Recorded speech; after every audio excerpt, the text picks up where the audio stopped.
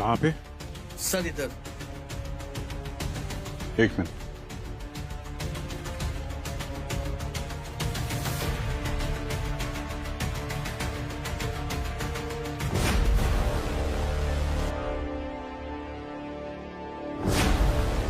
मुझे लगता है पेंट करते करते मर गया। इसकी पेंटिंग तो अमर हो गई। अब जरा इस तरफ आएंगे।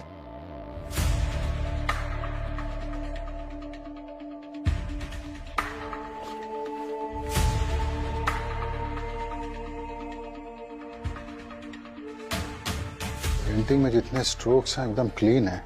ये देखा, ये आखिरी वाला अजीब सा है। मुझे लगता है कि ये इसका आखिरी स्ट्रोक था।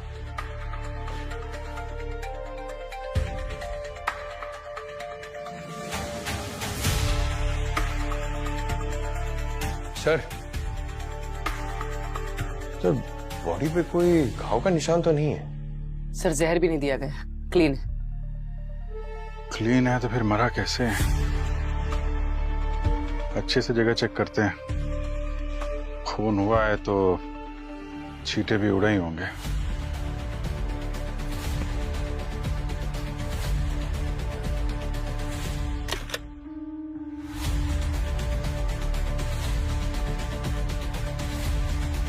सर फोन मिला है, शायद रंजीत का हो। लॉक्ड है।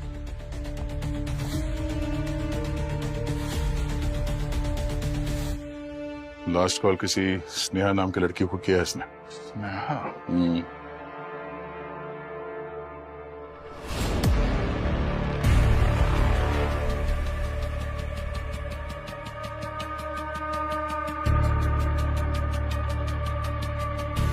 ये कप पे लिपस्टिक का निशान है। अब यहाँ पे कोई लड़की आई थी।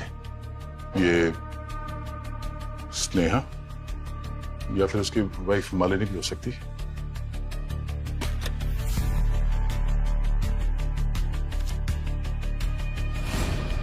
सर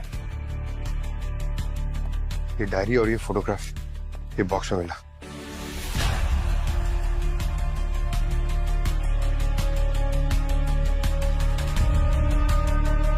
ये लड़की की फोटो तो ये तो वही है ना जिसकी पेंटिंग बना रहा है। हाँ सर एकदम डिट्टो है। कॉफी मग पे लिपस्टिक का निशान, फोन पे आखिरी कॉल स्नेहा को, और फिर ये डायरी और ये लड़की की फोटो। इस लड़की का रंजीत के साथ कोई ना कोई संबंध तो जरूर है। कहीं यही स्नेहा तो नहीं?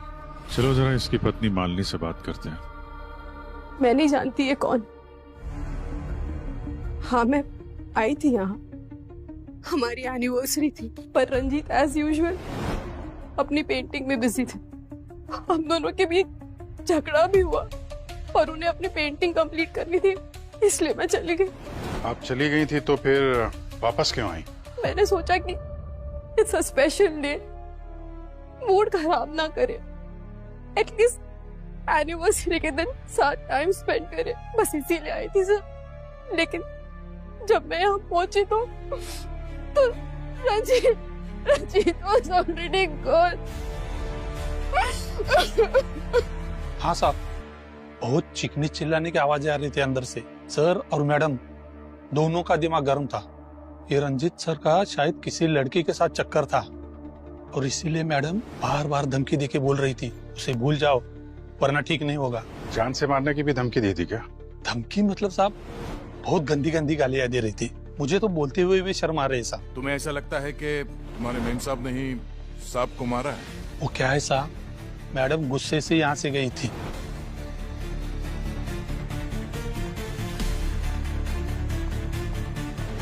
थोड़ी देर बाद वापस लौट आई और उसके ठीक थोड़ी देर बाद ना मैंने सर के चीखने की आवाज सुनी। मैं भागता हुआ अंदर गया और मैंने देखा सर नीचे पड़े हुए थे, तो मैडम उनके पास खड़ी थी। साहब साहब ये क्या किया आपने मैन साहब, ये क्या किया? इसलिए मुझे लगता है कि मैडम ने सर को मारा होगा। इस लड़की को पहचानते हो तुम? नहीं साहब। किसी स्नेहा नाम की लड़की का सुना है नाम? वो रंजीत सर की स्टूडेंट थी। रंजीत सर को अकेले काम करना पसंद था, लेकिन वो यहाँ आती थी और देर रात तक रुककर उनके साथ काम करने के लिए रुकती थी। खून होने से पहले कोई और भी आया था यहाँ उनसे मिलने? मेरे होते हुए तो कोई नहीं आया था। हाँ मतलब बीच में आधा घंटा मैं खाना खाने के लिए गया था साहब, अगर उसके बीच में कोई आया हो तो मालिनी तो सीधे रंजीत के कमरे में चली गई। हाँ सर, और काफी गुस्से में थी।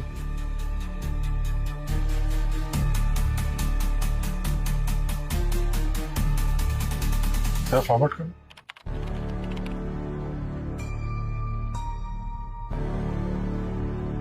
ये लड़की कौन है? मालूम नहीं सर। ये उसी वक्त आई होगी जब हमारे वॉचमैन साहब थोड़ी देर के लिए खाना खाने गए थे, है ना? शायद सर।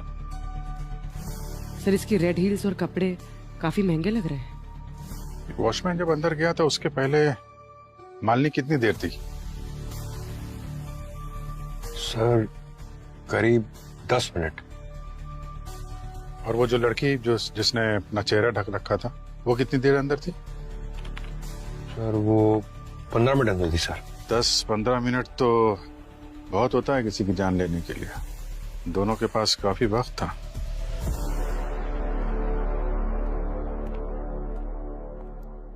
पंकज, उस रेड सैंडल वाली लड़की के बारे में कुछ पता चला क्या? सर रंजीत की आर्ट गैलरी के पास इंक्वायरी की मगर किसी ने उस लड़की को नहीं देखा सर। भैया की जितने भी सीसीटीवी कैमरा है उससे ट्रेस करने की कोशिश कर रहे हैं सर। उस लड़की के बारे में सारी इंफॉर्मेशन चाहिए मुझे। कौन है, कहाँ मिलेगी, क्या करने आई थी वहां पे? आई एम श्योर उस लड़की ने कुछ गड़बड़ की है। वैसे तुम्हें क्यों लग रहा है कि उस रेड सैंडल वाली लड़की ने ही रंजीत का खून किया होगा? अरे यार, किसी के घर में कोई मुंह ढक के अच्छे इरादे से तो नहीं घुसेगा ना। इरादे तो मालिनी के भी कुछ ठीक नहीं लग रहे हैं। इस वॉचमैन ने बोला ना कि मालिनी और रंजीत काफी देर तक अंदर झगड़ रहे थे। जब इतनी देर तक वो अंदर थी रंजीत के साथ तो कुछ भी कर सकती थी वो। हाँ हो सकता है, लेकिन हस्बैंड वाइफ में तो झगड़े होते ही रहते हैं ना। इसका ये मतलब थोड़ी ना कि कोई खून कर देगा। इसका हस्बैंड मरा यार, थोड़ी तो सिंपैथी दिखाओ। मेरी ड्यूटी सिंपैथी दिखाने के लिए नहीं है, केस सॉल्व करने की है। वैसे भी तुम क्या किसी को जज कर रहे हो? हाँ? तुम्हें तो खुद अपने होने या ना होने का होश नहीं रहता। क्या बोले हैं? क्या बात कर रहे हो? प्रोफेशनल बातों को मेरी पर्सनल चीजों से अलग रखो, समझे? मैं अभी तुम्हें यही समझा। What's happening, guys?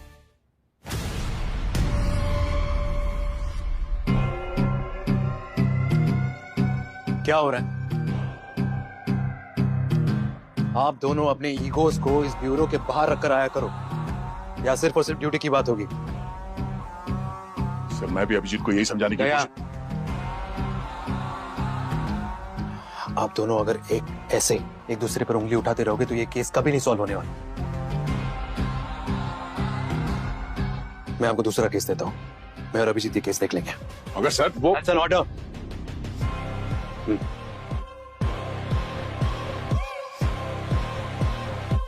Yes sir.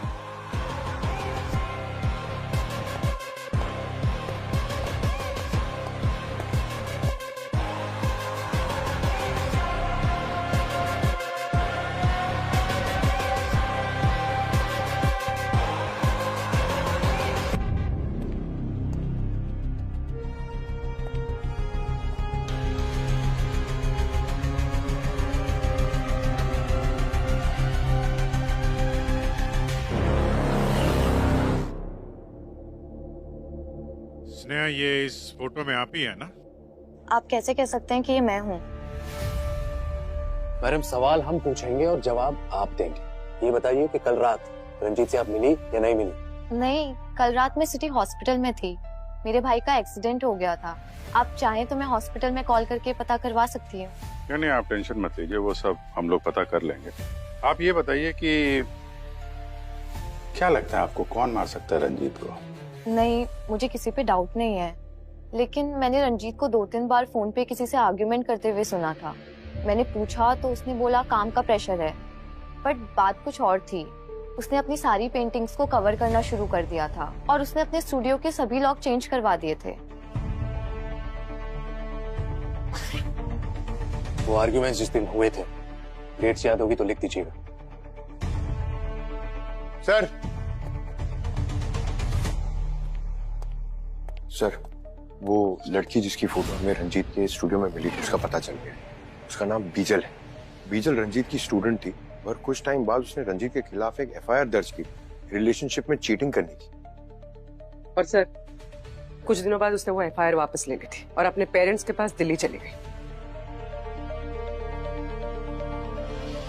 Pankaj Puri, तुम दोनों दिल्ली के लिए निकलो फौरन, सारी इंक्वायरी करके आओ। Okay? I am sorry sir, but that's not possible. 1 महीने पहले बीजल ने सुसाइड कर ली। व्हाट? हाँ सर, लोकल पुलिस से पता किया पर सुसाइड की कोई वजह नहीं पता चली। तो उसके घर वालों से बात करने की कोशिश की? उसकी बहन से बात हुई सर।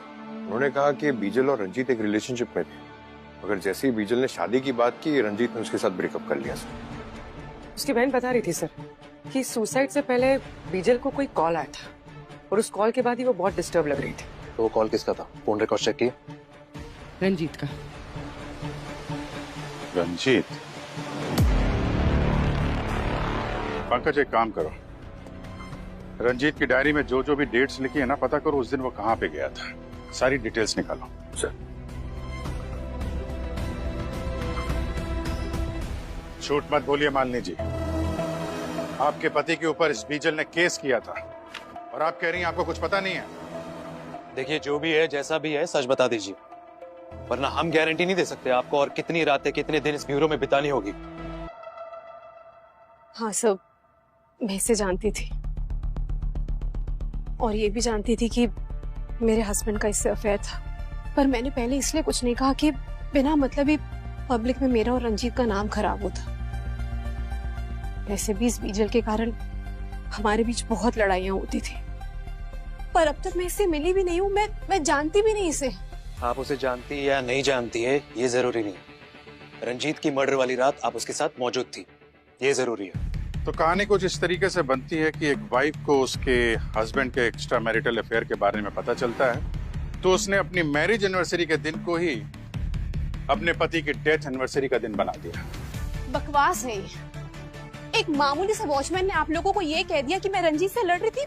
आप लोग तो मुझे विलेन ही बना रहे, और मैं बोल तो रही हूँ कि हमारे बीच सब कुछ सही नहीं चल रहा था। फिर ओ, आप जैसे लोगों की गेम्स में अच्छे से समझते कि पहले अमीर लोगों को केस में फंसाओ, मीडिया में नाम कमाओ, फिर डिपार्टमेंट में प्रमोशन, फिर साइड बाय साइड ब्लैकमेल करके अपनी जेबें गरम करो। पर एक बात आपको बता देती हूँ कि आप सब कुछ बिगाड़ नहीं पाएंगे। मेरी पहुंच बहुत ऊपर तक है। ऐसे ऊपर की पहुंच वाले हमने बहुत देखे हैं मालिनी जी, और हमारे लिए अमीर गरीब सब बराबर होते हैं। अगर आपने रंजीत का खून किया है तो याद रखिए, खून की सजा सिर्फ फांसी होती है। इसलिए जो कुछ भी बोलिए सोच समझ के बोलिए। सर। हाँ पंकज। सर, ऐसी बहुत सारी जगह मेंशन है इस डायरी में जहां पर रंजीत जाया करता था, मगर एक पुराना बंगलो है सर, जो पहले एक आर्ट स्कूल हुआ करता था, वहां ये बार बार गया है। अभिजीत, जाइए और पता कीजिए आखिर ऐसा क्या है उस बंगले में कि रंजीत वहां बार बार जा रहा था।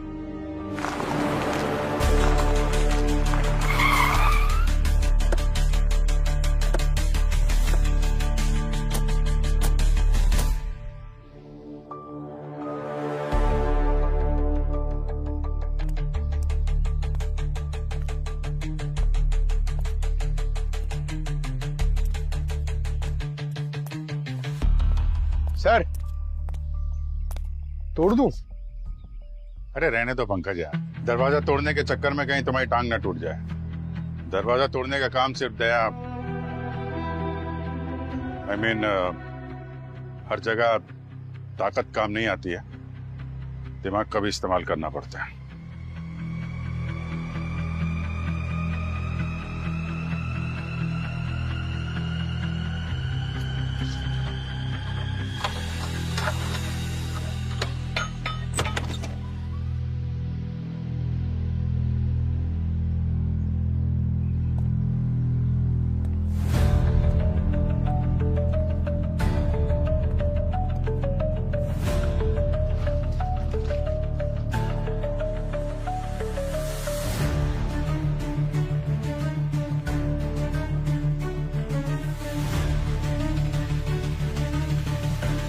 ये सारी पेंटिंग्स?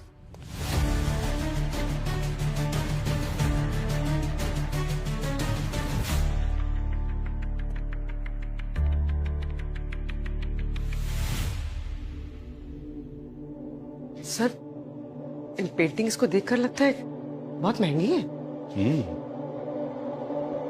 ये रंजीत यहाँ पेंटिंग्स के चक्कर में आता था क्या?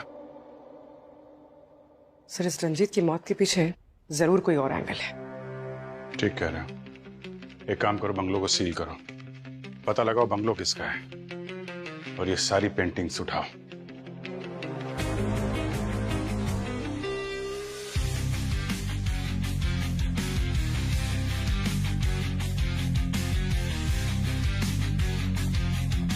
क्या डॉक्टर सालोंगे, आप ये पेंटिंग के साथ क्या टाइम पास कर रहे हैं? हमने आपके पास एक डेड बॉडी भेजी थी, कुछ पता चला या फिर?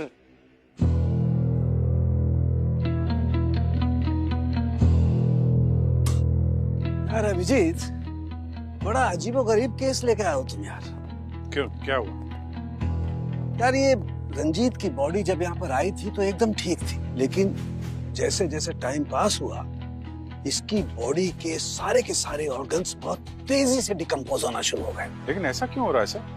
आप लोग तो बॉडी को प्रिजर्व करके रखते हो ना? हाँ रखते हैं, लेकिन इसकी बॉडी में जरूर कुछ ऐसा है जिसकी वजह से इसके ऑर्गन्स डिकम्पोज हो रहे हैं। क्या सर? वो गार्गी को भेजा है इसके ब्लड सैंपल्स और इसके टिश्यू सैंपल्स को लेकर के सेंट्रल लैब में। वहाँ चेकिंग होगी, उसके बाद पता लगेगा कि आखिर वो चक्कर क्या है जिसकी वजह से ये ऑर्गन्स इतनी तेजी से डिकम्पोज हो रहे हैं। हाँ, तब तक पेंटिंग के साथ थोड़ा टाइम पास कर लेते हैं। आई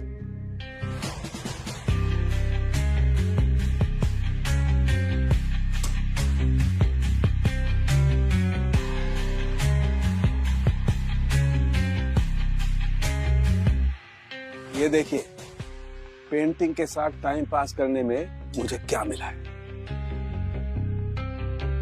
कुछ राज को राज रखने के लिए मरना ही पड़ता है। ऐसा कौन सा राज है जिसकी वजह से रंजीत को मरना पड़ा?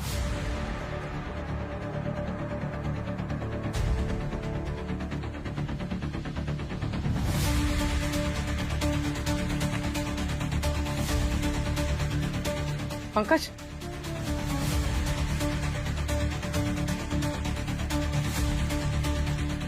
ये देख। अभिजीत सर को फोन करता हूँ। अरे सर, आप ही को फोन करा था। सर ये देखिए। सर, मैं रंजीत का बैकग्राउंड चेक कर रही थी, उसकी एक सोशल मीडिया पोस्ट मिली। पता चला है कि एक और लड़की रंजीत पे चीटिंग का एलिगेशन लगा रही थी, पर इस लड़की ने कोई एफआईआर फाइल नहीं किया था। इसका नाम आकांक्षा है। तो फिर उस सीसीटीवी में दिखने वाली शायद ये आकांक्षा ही है जो उस रात रंजीत की आर्ट गैलरी गई थी। पता लगाओ, मिलो उससे। मशहूर पेंटर रंजीत के मौत के पीछे किसका हाथ है, इसका खुलासा अभी तक हुआ नहीं, लेकिन अब जब इस केस में सीआईडी इन्वॉल्व हो चुकी है तो बहुत ही जल्द खूनी का पता लग जाएगा। लेकिन फिलहाल आप लोग हमारे साथ बने रहिए। आपके बीच आ रही है किरण, सनसनीखेज खबर का खुलासा करने, जो कि एक स्कैम है जो आपके रातों की नींद उड़ा देगी। सुनील, कभी तो मदद कर दिया करो, दिन भर बैठे बैठे सोफे तोड़ते रहते हो। नमस्कार दर्शकों, मैं आपकी किरण सेकंड्स रिपोर्ट से आपका हार्दिक स्वागत करती हूँ। सुनील, कब से चिल्लाई जा रही है, पर आपको तो टीवी देखने से फुर्सत ही नहीं है। सुनील, तुम्हारी काय है? अभी आदमी शांति से टीवी भी देख सकता है। वो तस्वीर पेश कर सकूं। मेरी काय और इसकी आवाज तो कोयल जैसी लगती है ना तुम्हें? अरे कोई न्यूज व्यूज नहीं देखते तुम? इस कलमुही किरण को देखने के लिए टीवी ऑन करते हो। बस चले ना तो इसका तो न्यूज चैनल बंद करवा दूं मैं, और इसका गला दबा दूं।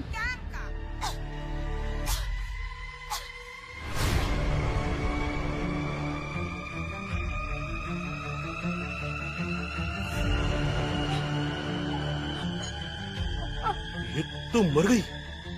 न्यूज देने वाली खुद न्यूज बन गई।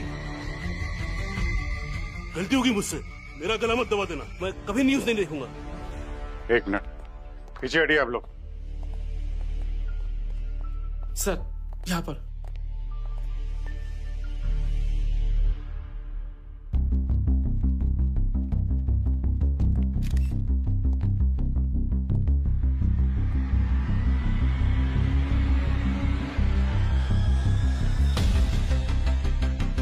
यस डॉक्टर काकी, क्या पता चला?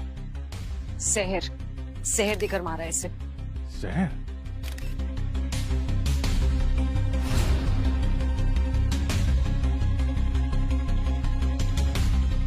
इनके नाखून देख रहे हैं सर, नीले पड़ चुके हैं और इनके होठों की चारों तरफ की स्किन सूख गई है। It's a clear case of poison.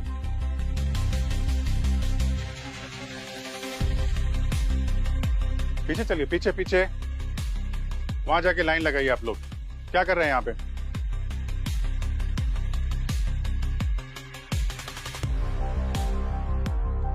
Studio को अच्छी तरीके से चेक करो। जहर यहाँ दिया गया है तो कोई ना कोई एविडेंस जरूर मिलेगा।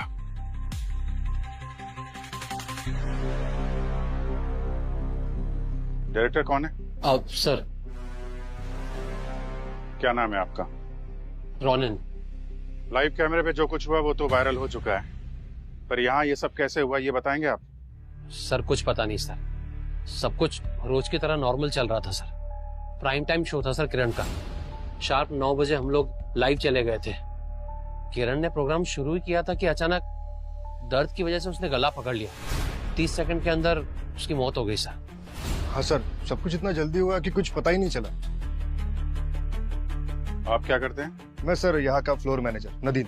यहाँ की जितनी भी फुटेज है वो सब चाहिए मुझे।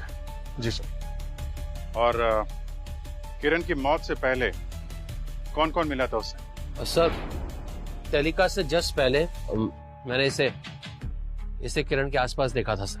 तो मैं था तो क्या हुआ? सर वो यहाँ की स्टार थी, ऑफिस में जो भी आता था उससे मिलता था। पर सर आप सारे सवाल मुझे क्यों पूछ रहे? ये नैना है ना सर, आप नैना से पूछिए। सर मैंने नैना और किरण को ना एक एक को जेल करा दूंगा, छोड़ूंगा नहीं किसी को भी। कहाँ छिपे हो? बाहर निकलो सब। किरण को मार दिया तुम लोगों ने, बाहर निकलो। एक मिनट छोड़ो इनको। कौन है आप? सर मैं किरण का हस्बैंड हूँ। इस सब के सब लोग मिले हुए हैं। किरण को मार दिया इन लोगों ने। आप बताइए इतनी सिक्योरिटी के बीच उसे कोई कैसे मार सकता है? आप कहाँ थे जब किरण की मौत हुई? सर मैं अपने घर पे था, किरण के साथ वो सब हो रहा था और मैं कुछ नहीं कर पाया। मैं बस खड़ा देख रहा था। बस मेरे सामने किरण की सांसें उखड़ रही थी सर, कुछ नहीं कर पाया उसके लिए। मिस्टर कबीर, आपको किसी पर शक है? सर मैंने आपको बताया ना, ये लोग इन्होंने मिस्टर कबीर, इन सब से पूछताछ हो रही है, इन्वेस्टिगेशन चल रहा है। इनके अलावा किसी पे डाउट है आपको? आई मीन किरण से किसी का लड़ाई झगड़ा हुआ हो, आपकी किसी से कोई दुश्मनी? सर यकीन के साथ मैं कुछ नहीं कह सकता, लेकिन किरण कुछ टाइम से टेंशन में थी। मैंने उससे पूछा कि क्या बात है मुझे बताओ, लेकिन उसने कहा कि ऑफिस में बहुत काम है, स्ट्रेस है। देन आई थॉट कि अब मीडिया लाइन है, स्ट्रेस होता होगा तो। पर सर मैं आपको बता रहा हूँ, इन लोगों ने मिलकर मारा उसे। ठीक है, वो हम देख रहे हैं। सबको पकड़िए, छोड़िए। देख रहे हैं कबीर। आप इनको बिठाए थे, आप यहाँ बैठिए, मैं अभी आपसे मिलता हूँ। ठीक है, बैठिए आप।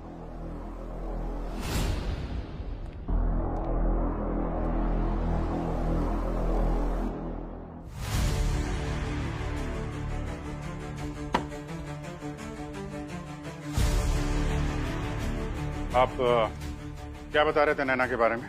हाँ सर, मैं ये कह रहा था कि मैंने नैना और किरण के बीच एक दिन बहुत बहस होते हुए देखी थी। क्या कह रही? किरण के साथ झगड़ा हुआ था तुम्हारा? यस मैम, मेरा और किरण मैम का आर्ग्यूमेंट हुआ था एक दिन। मैंने एक स्टोरी रेडी की थी, उन्होंने अपने नाम का क्रेडिट डालकर सबके सामने प्रेजेंट कर दिया था। तो मैंने डिसाइड किया था कि उनके उस स्टोरी का ऐसा स्टिंग ऑपरेशन करूंगी कि वो भी क्या याद रखेगी। सो मेरा ऐसा कुछ नहीं था, मुझे बस उनको ऑफिस में सबके सामने एक्सपोज करना था। किया आपने स्टिंग ऑपरेशन? Yes sir. हम देख सकते हैं? Ma'am, that's not fair. वो स्कैंडल स्टोरी मेरे कई महीनों की मेहनत है। उसके इंफॉर्मेशन निकालने में मैंने कितने रिस्क उठाए हैं, और आपने झटके में मुझे मेरे ही प्रोजेक्ट से बाहर कर दिया। रिलैक्स बेबी, तुम अभी एक जूनियर रिपोर्टर हो। तुमने वो स्टोरी ब्रेक की तो लोग उसमें इंटरेस्ट नहीं दिखाएंगे, नो कोई ध्यान भी नहीं देने वाला, यानी 0 TRP। लेकिन वहीं पर अगर मैंने वो स्टोरी अपनी रिसर्च बना के ब्रेक की तो मतलब it will be a blockbuster. और अगर तुम्हें इतनी ही प्रॉब्लम है तो कोई बात नहीं, मुझे बता दो, कल सुबह तुम्हारी डेस्क पर टर्मिनेशन लेटर मिल जाएगा। ओके? सर मुझे बस मेरी स्टोरी, मेरी मेहनत का क्रेडिट चाहिए था और कुछ नहीं। बाकी इस बीच में किरण मैम का मर्डर किसने किया, आई रियली डोंट नो। किसने मारा और क्यों मारा वो सब हम पता लगा लेंगे। सर आप मानो या ना मानो, किरण एक अच्छी औरत नहीं थी। उसने इस ऑफिस में भी सबके साथ धोखा किया था। और किसके साथ धोखा किया? रोहित के साथ। मिस्टर रोहित, आपके साथ क्या हुआ था? सर मैं और किरण साथ मिलकर प्राइम टाइम शो चलाते थे। उसने मुझे ब्लैकमेल करके आफ्टरनून स्लॉट में पटक दिया। ब्लैकमेल तो कोई तब करता है जब किसी ने कुछ गलत काम किया हो। चुपचाप बताओ क्या किया था तुमने? मैं बोल रहा हूँ सर, और वैसे भी मैं आपसे कुछ छुपा नहीं रहा हूँ। मैंने एक बार गलती से गलत न्यूज चला दी थी और इस बात का पता किरण को चल गया था और उसने मेरे करियर को लेकर धमकी दी थी और इसलिए मैंने चुपचाप प्राइम स्लॉट छोड़ दिया था। मिस्टर रोहित, न्यूज चलाना बहुत जिम्मेदारी का काम है। आगे से ऐसी गलती ना हो तो बेहतर है। जी सर। पूरी तरह से अच्छे से चेक कर लिया सर, जहर का कहीं भी ट्रेस नहीं। अच्छा, डॉक्टर गार्गी, कुछ मिला आपको? सर मैंने सब चेक कर लिया है बट मुझे जहर का कोई सोर्स नहीं मिला। क्या बात कर रही हैं आप? मर्डर हुआ है तो सब कुछ ऐसे हवा में कैसे गायब हो जाएगा? सर बॉडी को लैब लेकर जाना होगा। अब तो पोस्टमार्टम के बाद ही मैं कुछ कह सकती हूँ। ठीक है, बॉडी को फोरेंसिक लैब भेजने का इंतजाम करते हैं हम लोग।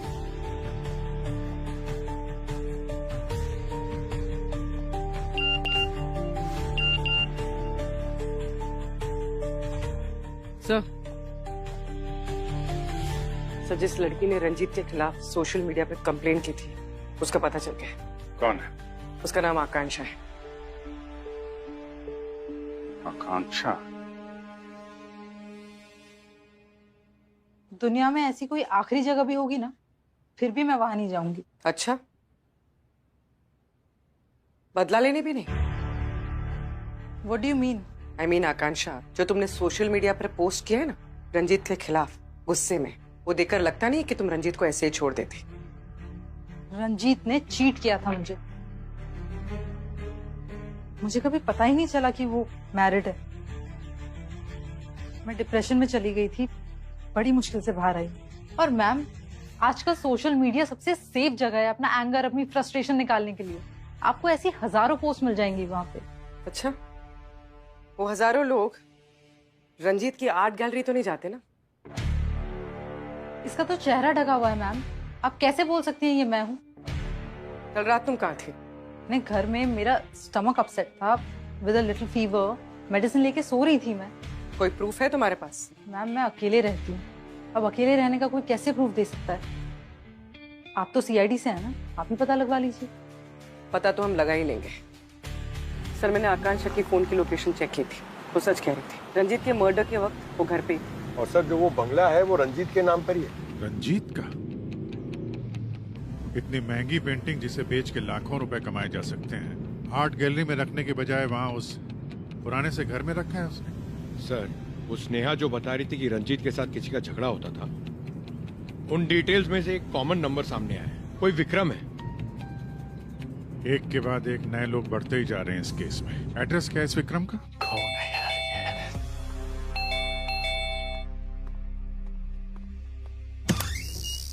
मिस्टर विक्रम। कौन है आप लोग? बहुत देर लगाई दरवाजा खोलने में। अरे ये क्या बदतमीजी है? कर क्या रहे थे आप? हैं? अरे वॉशरूम में था मैं। आप लोग हो कौन? हम सीआईडी से।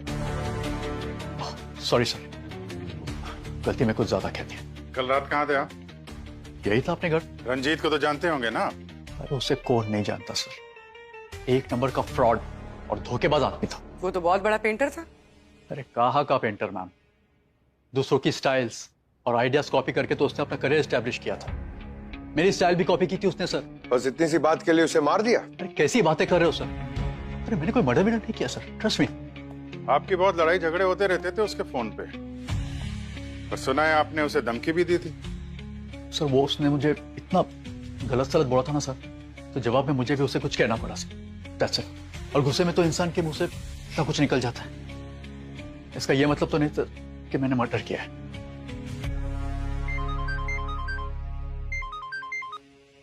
हाँ सारू कैसा? अभिजीत, सबको लेकर फौरन मेरी लैब में आ जाओ। Okay sir, sure.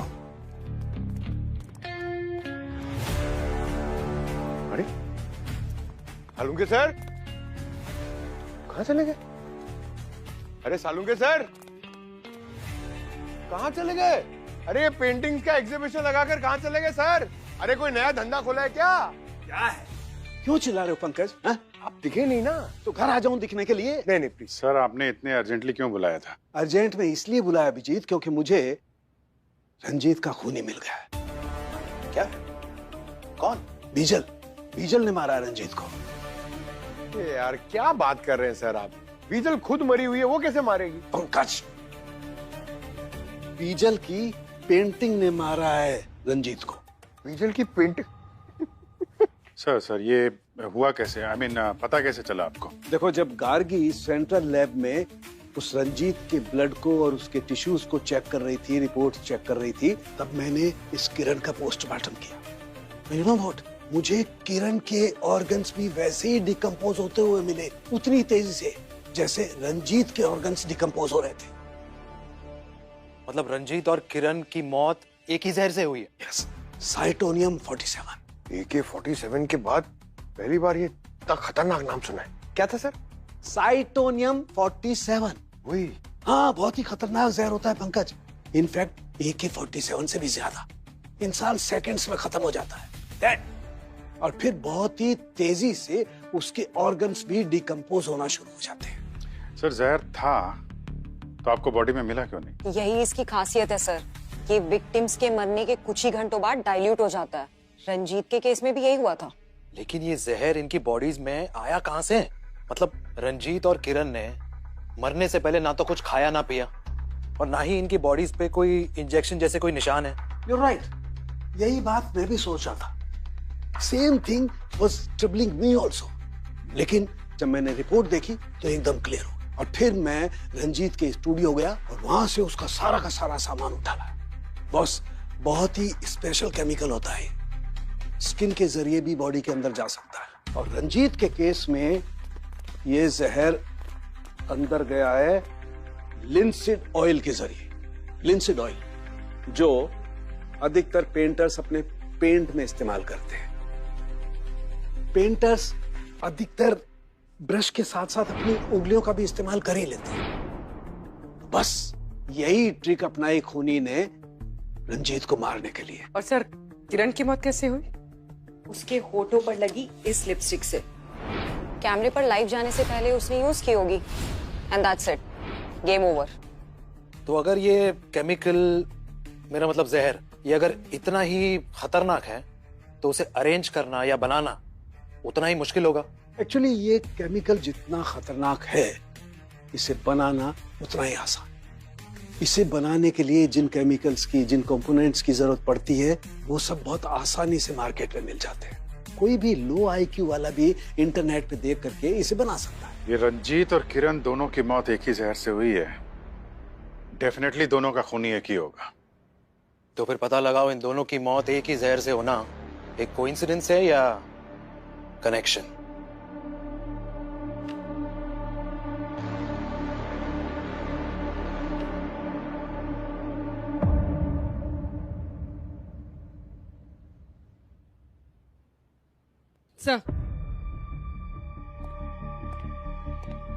सर, किरण के सामान से हमें कुछ फेमस पेंटर्स के पोर्टफोलियोज मिले हैं और कुछ पेंटिंग्स की फोटोज। ये देखिए,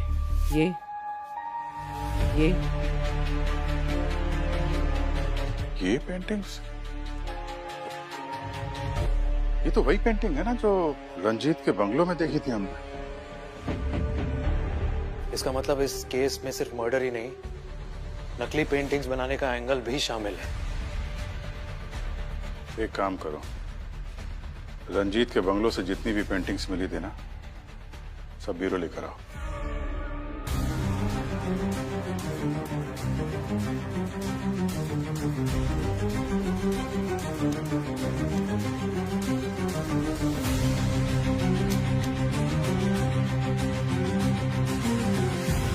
सर, हमने पता किया है, इन पेंटिंग्स की ओरिजिनल कॉपी लंदन, ऑस्ट्रेलिया और साउथ अफ्रीका में। इसका मतलब रंजीत ओरिजिनल पेंटिंग्स का डुप्लीकेट बनाता था, और शायद इसी कारोबार की वजह से वो मारा भी गया। पूर्वी जरा लाइट बंद करो और यूवी लाइट से चेक करो। देखो ये पेंटिंग्स क्या कहानी बताती है हमें।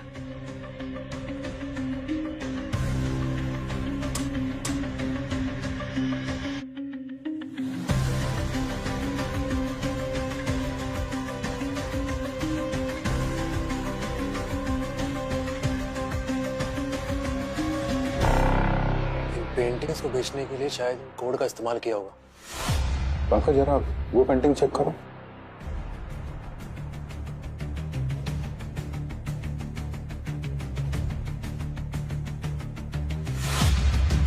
ये फ्लावर का निशान इस पेंटिंग में भी था, इसमें भी है। इसमें देखना, दूसरे में।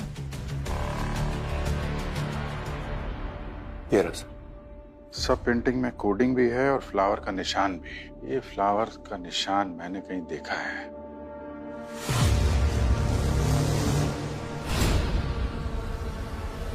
चलो मिलते हैं भाई साहब से। आप लोग फिर से आइए ना सर, वेलकम, प्लीज कम। आना ही पड़ा विक्रम जी, सच जो जानना था। कैसा सच? पिछली बार आपने पूरा सच नहीं बताया ना। मतलब ये कि आप नकली पेंटिंग बनाते हैं। एक बंगले से हमें आपकी बनाई हुई नकली पेंटिंग मिली है, समझे आप? आपके पास क्या सबूत है? वो पेंटिंग मेरी है, बकवास कर रहे हैं आप। क्या विक्रम जी, सच बताना है कि और खातिरदारी करवानी है आपको? हाँ?